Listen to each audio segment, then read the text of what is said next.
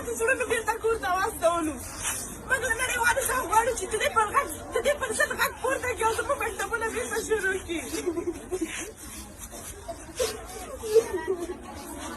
زموږ د احساساتو سره ولې لوبې وکړې؟ ولې موږ یې بېرته ناهیله خپلو کورونو ته واستولو؟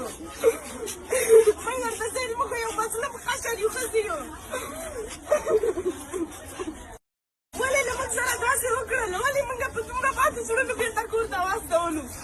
موږ له نړیوالو څخه غواړو چې د دې پر ضد غږ پورته کړي او زموږ مکتبونه بېرته شروع کړي.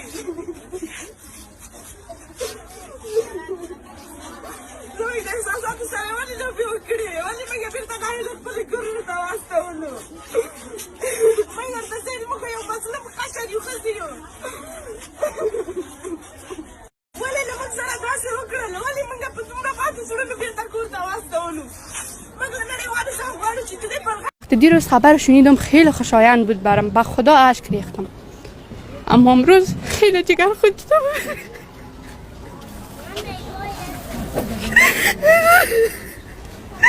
چی بگویم؟ چیزی گفتن نمیتونم.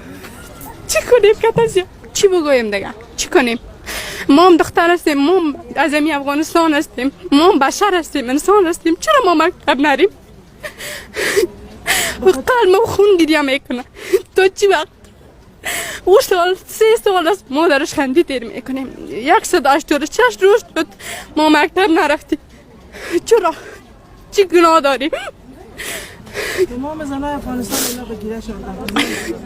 نه نمیفهمم چی خواست کنم، چی بگویم، چی کنیم؟ مجبور هستیم من چی بگویم بکنیم.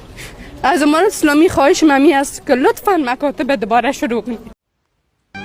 که غواړئ چې جنکۍ مکتب ته لاړ نسي بېطرفه پاتې شي. دا جنکۍ چې نن سهار یې ماته ترانه ویلي، له دوی نه څه غواړئ جوړ سي؟ د افغانستان اتلانې لکه ملالۍ غوندې، لکه زرغونه ادا غوندې، لکه نازو انا غوندې، یا تاسو غواړئ چې دا ټوله تمه تیاره کړي؟